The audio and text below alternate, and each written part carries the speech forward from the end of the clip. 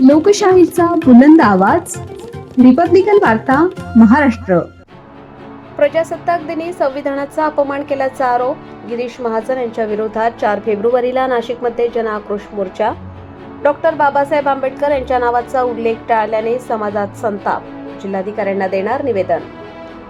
प्रजासत्ताक दिनाच्या कार्यक्रमात भारतीय संविधानाचा अपमान करत संविधानाचे शिल्पकार विश्वरत्न डॉक्टर बाबासाहेब आंबेडकर यांच्या नावाचा उल्लेख जाणीवपूर्वक टाळल्याचा आरोप मंत्री गिरीश महाजन यांच्यावर करण्यात येत असून या घटनेच्या निषेधार्थ नाशिक शहरात जनआक्रोश विशाल मोर्चाचे आयोजन करण्यात आले आहे. हा मोर्चा बुधवार दिनांक 4 फेब्रुवारी 2026 रोजी सकाळी 11 वाजता नाशिक रोड येथील डॉक्टर बाबासाहेब आंबेडकर यांच्या पुतळ्यापासून निघणार असून तो शालिमार येथील डॉक्टर बाबासाहेब आंबेडकर यांच्या पुतळ्यापर्यंत जाणार आहे. मोर्चानंतर संबंधित मागण्यांचे निवेदन जिल्हाधिकाऱ्यांना देण्यात येणार आहे. या मोर्चाच्या पार्श्वभूमीवर चुंचाळे शिवार घरकुटे जुना परिसरात एक पूर्वतयारी सभा घेण्यात आली. या सभेत समाजबांधवांनी तीव्र भावना व्यक्त करत संविधानाचा व डॉक्टर बाबासाहेब आंबेडकर यांच्या विचारांचा अवमान कदापि सहन केला जाणार नाही असा ठाम निर्धार व्यक्त केला. या सभेला किरण मोहिते, अरुण काळे, अनिल आठवले, प्रशांत खरात यांच्यासह मोठ्या संख्येने समाजबांधव उपस्थित होते. उपस्थितांनी मोर्चा शांततेत पण ठामपणे काढण्याचे आवाहन करत सर्व नागरिकांनी मोठ्या संख्येने सहभागी व्हावे असे आवाहन केले आहे. हा जनआक्रोश मोर्चा म्हणजे केवळ निषेध नसून संविधानाच्या सन्मानासाठी आणि डॉक्टर बाबासाहेबांच्या आंबेडकर यांच्या विचारांच्या संरक्षणासाठीचा लढा असल्याची भावना सभेतून व्यक्त करण्यात आली. सविनय जय भीम.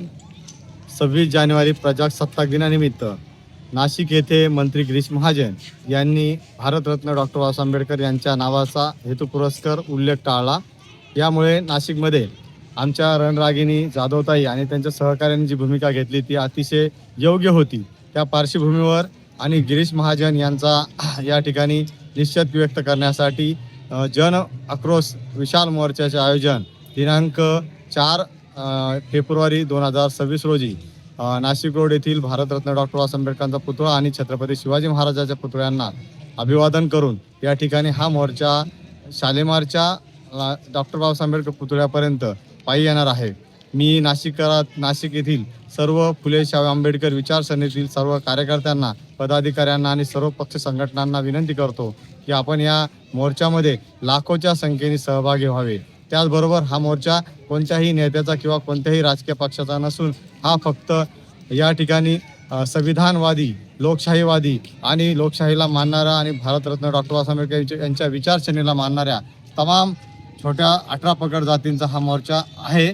या मोर्चामध्ये आपण लाखोच्या संख्येने सहभागी होऊन या ठिकाणी संविधान वाचवलं पाहिजे, बाबासाहेब आंबेडकरांची विचारसरणी वाचवली पाहिजे एवढंच या ठिकाणी आवाहन करतो. ह्या मोर्चाचं पूर्ण नेतृत्व हे आम्ही भारताचे लोक नाशिककर या बॅनरखाली आपण या ठिकाणी आयोजित केलेलं आहे.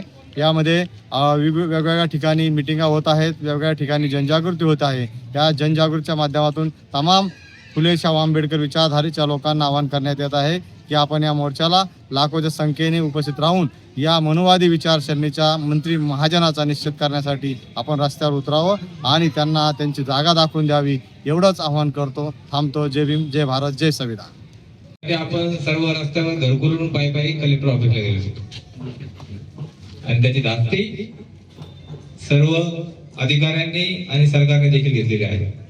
कारण की आतापर्यंत असा कधी मोर्चा झाला नाही आणि लोकांनी एवढा कधी रोष व्यक्त केला नाही. कारण की आपल्या हक्काचं मत जर आपल्याला कळत नाही कुठे गेलंय, आपल्याला ती दगाफटका होतोय. लोकांनी निवडून दिलं तरी ही मशीन मॅनेज करून दुसऱ्यांना निवडून दिलं जात आहे. संविधानाची तर अवहेलना करत आहे. परंतु एवढा माज यांना आलेला आहे की ज्यांनी यांना बोलण्याचा अधिकार दिला, वागण्याचा अधिकार दिला, फिरण्याचा अधिकार दिला, मोर्चा करण्याचा अधिकार दिला आणि मंत्री होण्याचा अधिकार देखील बाबासाहेबांनी दिला, त्यांना हे विचारायला लागलेले आहेत. आणि जाणीवपूर्वक नाव न घेणं, अपमान करणं, ज्यांनी संविधान निर्माण केलं त्यांचं नाव टाळणं आणि लोकांची भावना दुखावणं हे हेतुपुरस्सर चाललेलं आहे. याचा विरोध ज्या माधुरीताई जाधव यांनी वर्धित असताना केलेला आहे. नाहीतर तुम्ही बघितलं असेल की आताच हुकुमशाही चालू झालेला आहे. त्या दिवशी आपण एवढं भांडलो, आवाज उचलला, मोर्चा काढला आणि ज्या दिवशी रिकाउंटिंग घ्यायला सांगितली त्या दिवशी देखील आपली उचल मागणी करून आपल्याला उचलून बाहेर आणलेला आहे. तुम्ही सगळ्यांनी व्हिडिओ पण बघितलेले आहेत की 7-8 पोलीस आपल्याला धरत होते, उचलून त्यांनी बाहेर आणलं आणि घाईत तवरच्या विरोधाकडे सर्टिफिकेट देऊन मोकळे झालेले आहेत. तर ह्या हुकुमशाही विरोधात आपण या अगोदर एक मोर्चा काढलेला आहे, परंतु आता वेळ बाबासाहेबांच्या नावावर जर आलेली आहे तर आपल्या अंगाचं कातडं काढून जरी टाकलं त्यांना आपण तरी त्यांचे उपकार फेडू शकत नाही. आपल्याला जगण्याचा अधिकार त्यांनी दिलेला आहे, बोलण्याचा अधिकार दिलेला आहे, भांडण्याचा अधिकार दिलेला आहे, मोर्चा काढण्याचा अधिकार दिलेला आहे. आणि महिलांना चूल आणि मूल हे बाजूला काढून महिला डॉक्टर, वकील, इंजिनियर आणि मंत्री होऊ शकतात, राष्ट्रपती होऊ शकतात. हा सर्व अधिकार जर कोणी दिला असेल तर बाबासाहेबांनी दिला. आणि ह्या नावासाठी जर आपण जागलो नाही तर उद्या येणारी पिढी आपली गुलाम झाल्याशिवाय राहणार नाही.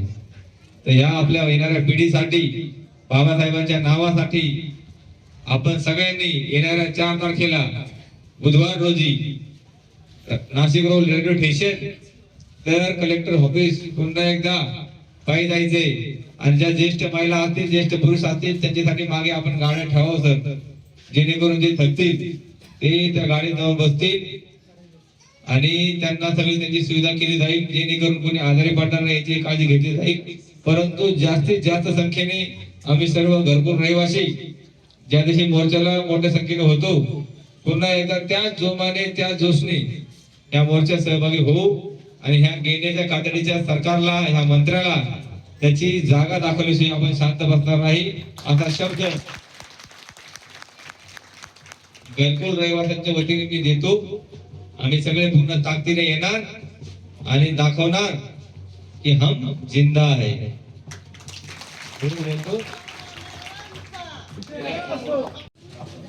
आपल्या सर्वांनी नाव घेतलं महाजेल नाही तर माझेल बरोबर. कोण माझेल. ज्या माझेलनी 26 जानेवारी नव्हे तर अनेक प्रकारे नाशिक जिल्ह्याचा, आपण नाशिक जिल्ह्याचा इतिहास बघितला असेल प्रशांत भाऊ, किरण दादांना माहिती आहे की नाशिक जिल्हा हा यापूर्वी असा नव्हता. परंतु या माझेल माणसाने आल्यानंतर ज्या पद्धतीनं आपल्या समाजातली व्यक्ती असतील, आपल्या समाजातील राजकीय लोक असतील, आपल्या समाजातील अनेक पुढारी असतील, त्यांना खोट्या चुकीच्या गुन्ह्यांमध्ये दाखल करून त्यांच्यावर तडीपारी केस करणारा हाच व्यक्ती आहे. आपण अनेक निवडणुका बघितल्या. माझ्या आयुष्याच्या 30 वर्षाच्या काळामध्ये 5-6 लोकसभा महापालिका बघितल्या.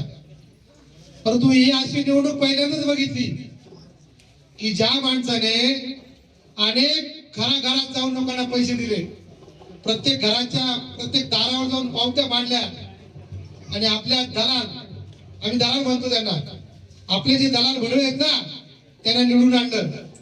आता ते लोक काय म्हणतात की भाऊ आता तुम्ही मोर्चे काढणार आहे, आमच्या पदांचं काय. अरे भडव्यांनो, तुम्हाला लक्षात आलं पाहिजे की तुमच्या पदापेक्षा आम्हाला बाबासाहेब महत्वाचा आहे. सारखे भडवे दलाल कितीतरी जमले असतील, परंतु बाबासाहेबांसारखा एकमेव माणूस त्या जगावर एकटा जन्माला आलेला आहे.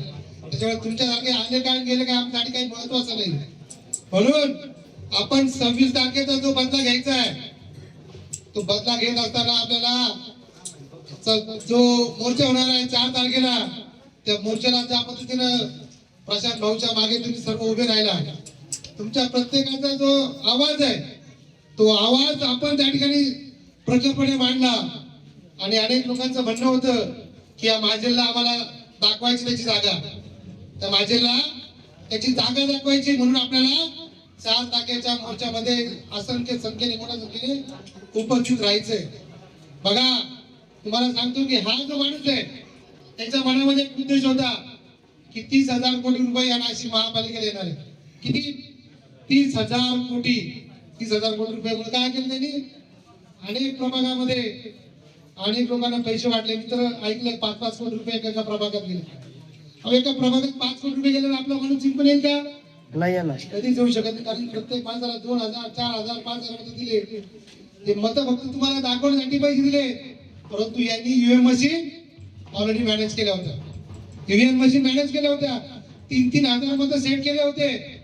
फक्त लोकांना गुमराह करण्यासाठी काय केलं? काय पैसे वाटले. परंतु तसं काही नव्हतं. यांनी 3-3 हजार मतं हे फिक्स केले. आपण म्हणायचं चले मालेगाव नाही, आम्ही चले जाओ जळगाव आपल्याला हे पार्सल जे आहे ना ते पार्सल जळगावला पाठवण्यासाठी आपल्याला सगळ्यांना ताकदीने उभं राहायचंय.